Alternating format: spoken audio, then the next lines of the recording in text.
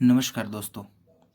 क्या आपने कभी सोचा होगा कि करोड़ों लोगों की आस्था जिस भगवान राम के प्रति है, उस मर्यादा पुरुषोत्तम भगवान रामचंद्र की भी जन्म कुंडली बन सकती है और भगवान राम की जन्म तारीख, बर्थ डेट और बर्थ समय, बर्थ प्लेस के ऊपर से भगवान राम की जन्म कुंडली हो सकती है। आज मैं आपके सामने पेश करता हूँ करोड़ों लोगों की आस्था जिस भगवान राम के ऊपर है, उस भगवान राम की जन्म कुंडली और भगवान राम की जन्मांग चक्र जन्म कुंडली में क्या लिखा है, कौन से ग्रह है उसके कारण भगवान का स्वरूप मर्यादा पुरुषोत्तम है, कौन से ग्रह है जिसके कारण भगवान का वनवास हुआ और कौन से ऐसे ग्रह है जिसके कारण भगवान की इतनी ख्याति पूरे विश्व में हुई है। आइए देखते हैं भगवान रामचंद्र की जन्म कुंडली।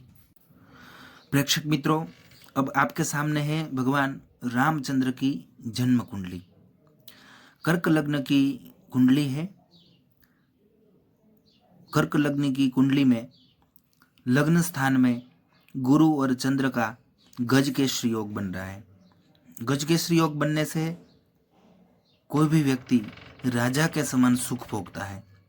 तो भगवान रामचंद्र राजा धीराज भगवान अयोध्या के राजा हुए, इसलिए गुरु और चंद्र का गज केसरी योग उसकी कुंडली में बन रहा है। उसके बाद सप्तम स्थान में जो गृहस्थाश्रम का स्थान होता है, पति पत्नी का स्थान होता है, उस स्थान में मंगल होने से, भौम होने से मांगलिक कुंडली बन रही है। और सप्तम स्थान में मंगल का होना पति पत्नी में दूरी बनाए रखता है। पति पत्नी में एक दूसरे के साथ रहने का योग ज़्यादा नहीं बनता। इसलिए भगवान रामचंद्र के साथ माँ सीता जब वनवास हुआ और वनवास के दौरान रामचंद्र भगवान सीता माता से अलग हो गए और उस दोनों को कितने समय तक एक दूसरे से अलग रहना पड़ा। जब वनवास खत्म हुआ उसके बाद भी भगवान रामचंद्र गृहस्थाश्रम का सुख नहीं भोग सके और माँ सीता को वन में जाके 2 बच्चों को जन्म देना पड़ा। इसलिए भगवान रामचंद्र की कुंडली देख के पता चलता है कि सप्तम स्थान में भौम होने से, सप्तम स्थान में मंगल होने से वो गृहस्थाश्रम का सुख नहीं भोग सके।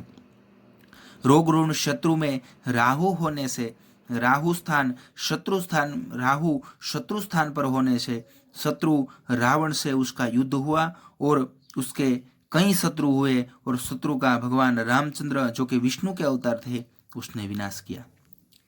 ऐसे भगवान की जन्म कुंडली में जो भी ग्रह है उस ग्रह के ऊपर से पता चलता है कि भगवान के जीवन में जो कुछ हुआ है वो उसकी कुंडली के हिसाब से हुआ है।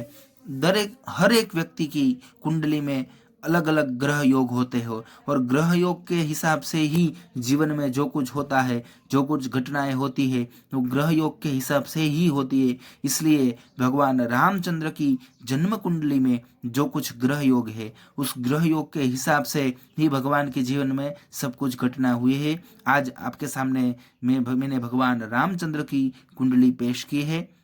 आशा करता हूँ कि आप सबको भगवान रामचंद्र की जन्म कुंडली पसंद आई होगी।